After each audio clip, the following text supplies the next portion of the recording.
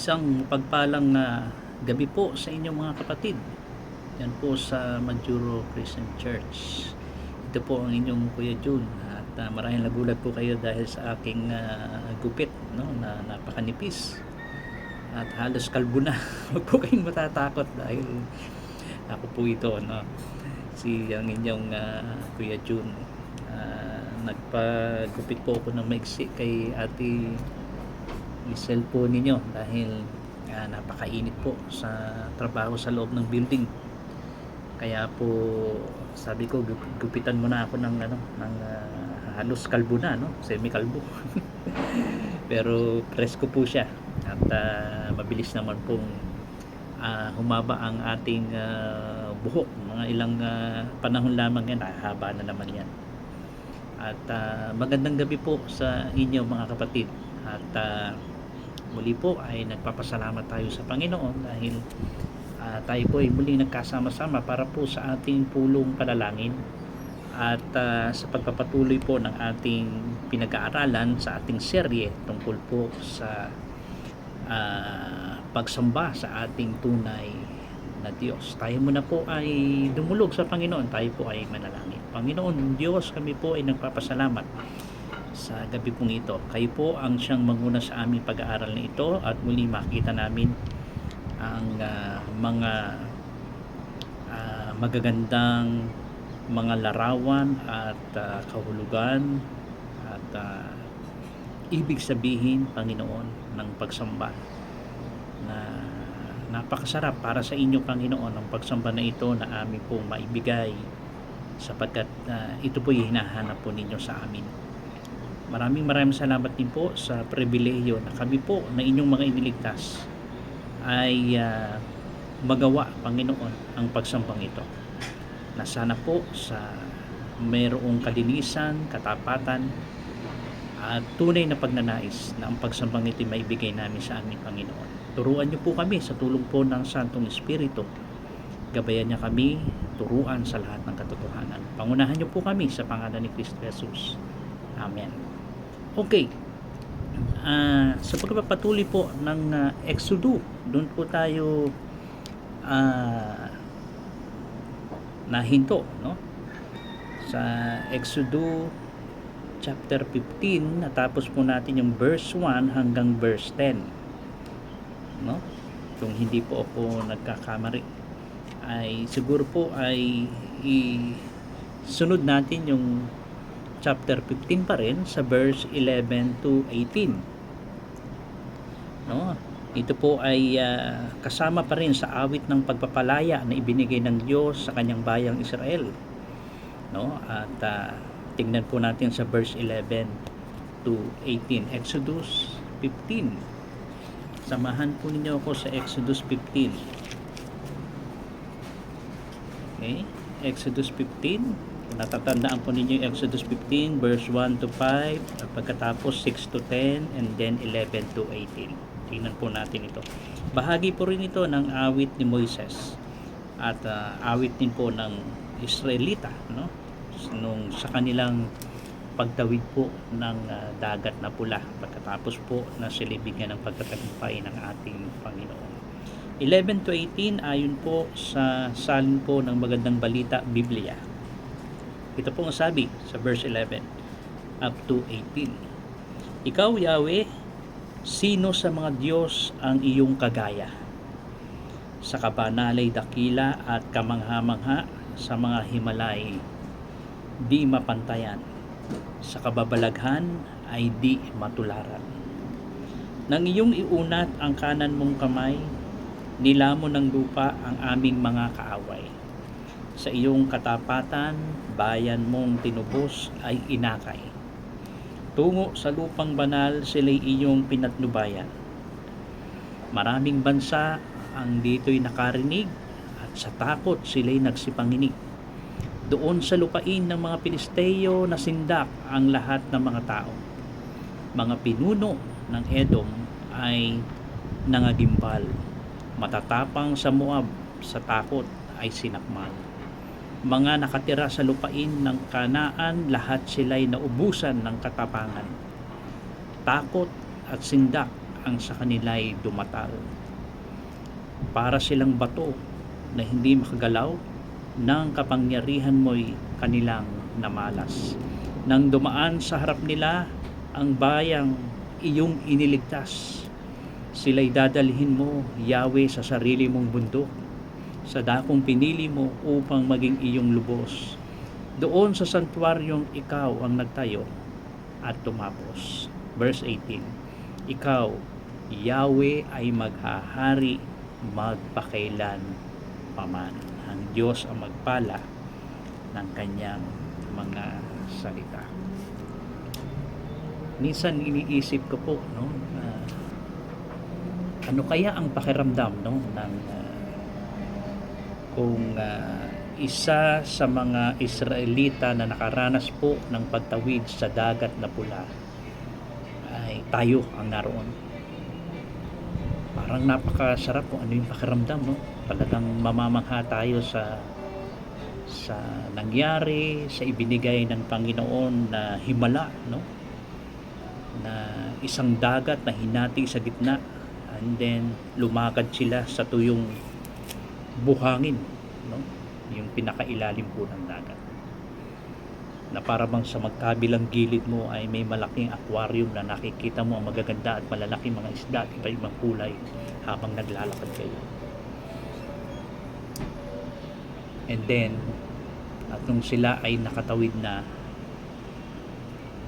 biglang isinara muli ng Panginoon ang dagat at namatay ang mga Ehipsyo. Para bang napakadakila at napakagandang karanasan yun, ano? Na maranasan at makita natin ang ating sariling mga mata at isa tayo sa mga saksi sa mga bagay na yun. Kaya naisulat ang awit na ito ni Moises at ng mga Israelita para sa ating Panginoon. So awit ng pagpapalaya, no? Bahagi ng pagsamba na makikita natin dito. Ang katotohanan dito ay malinaw, no? Na ang pagsamba ay pagkilala na si Yahweh lamang ang walang kapantay. Napakadakila ng ating Panginoon.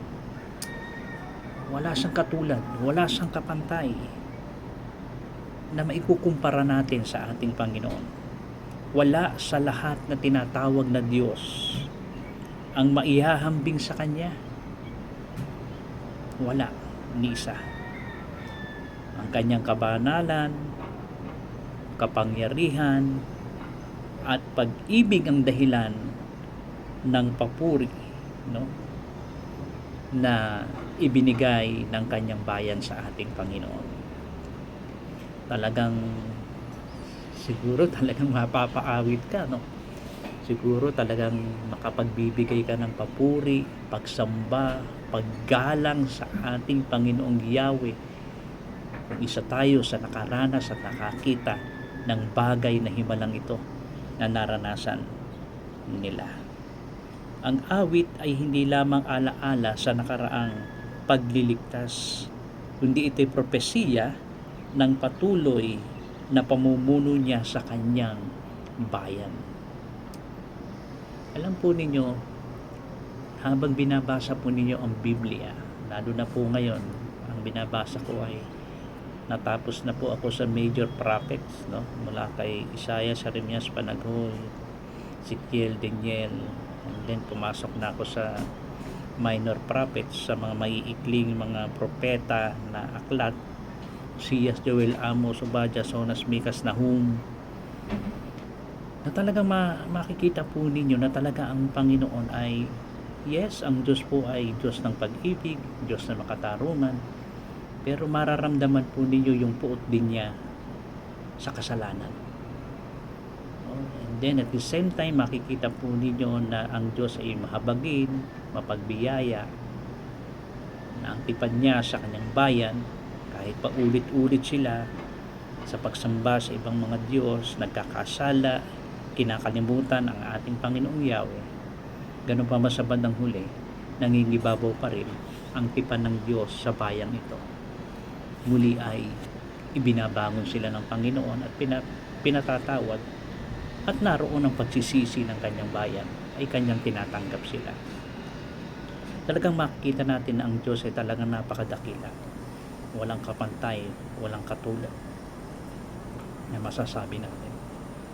At sana ganun din po sa ating mga buhay ngayon, no?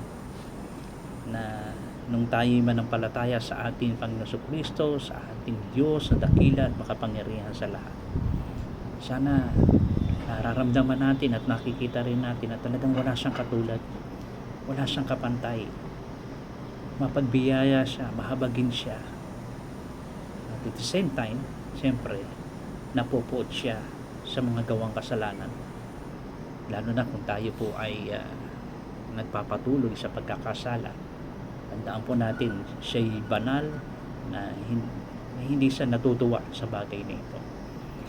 At talagang ang tipan ng Diyos ay talagang propesiya na patuloy na ang kanyang pamumuno sa kanyang bayan ay makikita natin. At habang binabasa natin lalo na ang kanyang banal na kasulatan. Ang salitang kados dito, yung banal, ay nagpapakita po ito ng kalikasan ng ating Diyos. Banal po siya, no?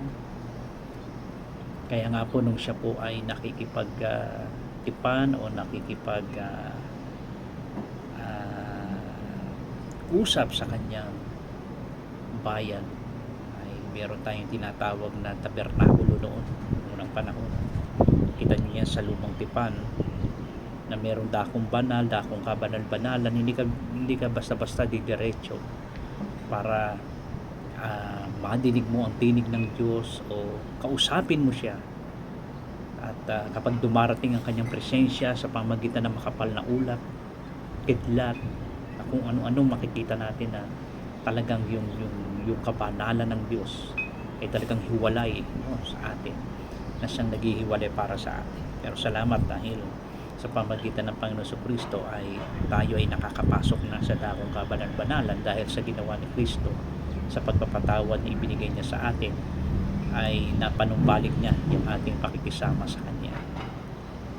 So, banal ang ating Diyos. Kaya naman ganyan din ang kanyang panawagan, no, sa kanyang mga salita.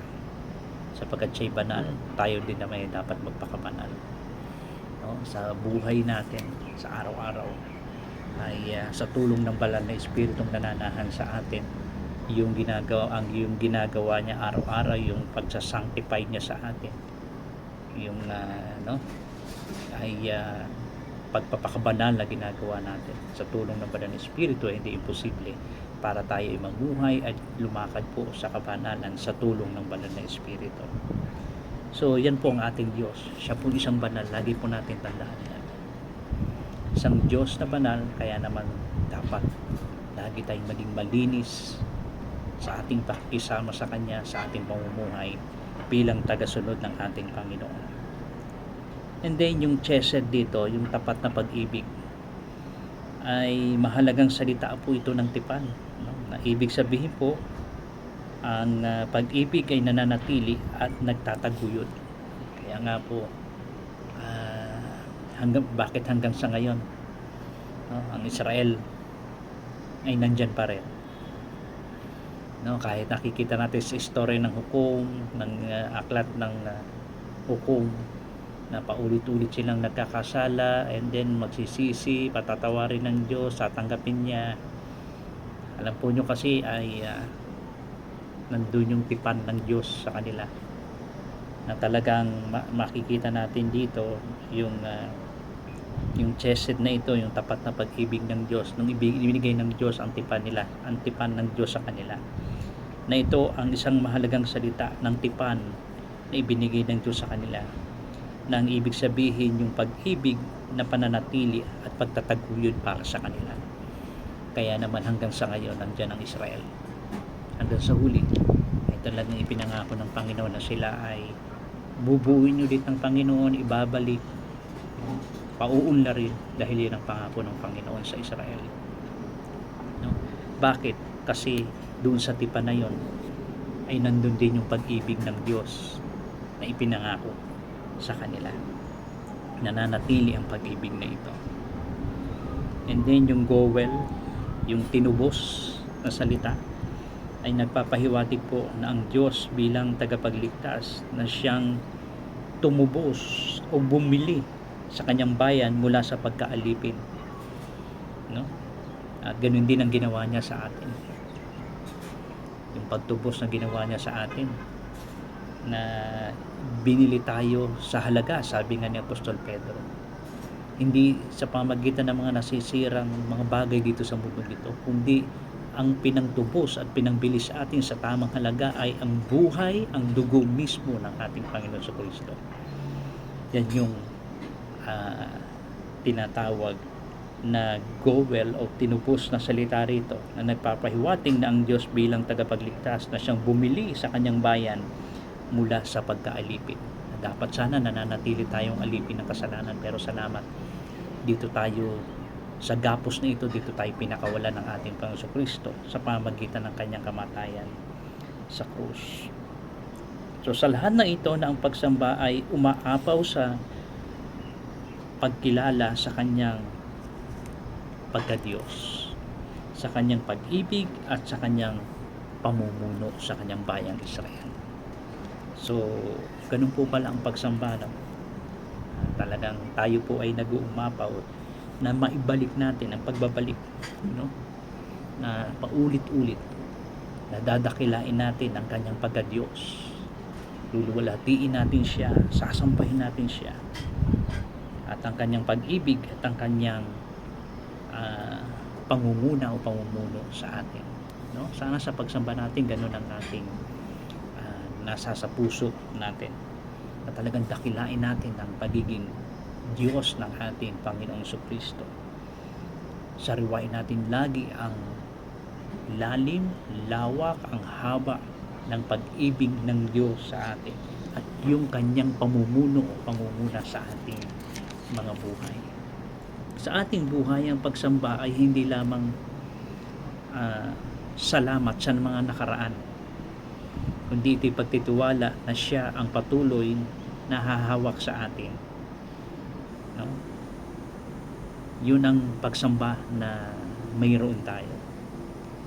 Hindi yung ipagpapasalamat lang natin yung mga bagay na nakaraan, kundi ito ay patuloy na pagtitiwala na siya ang patuloy na siyang humahawak sa ating mga buhay.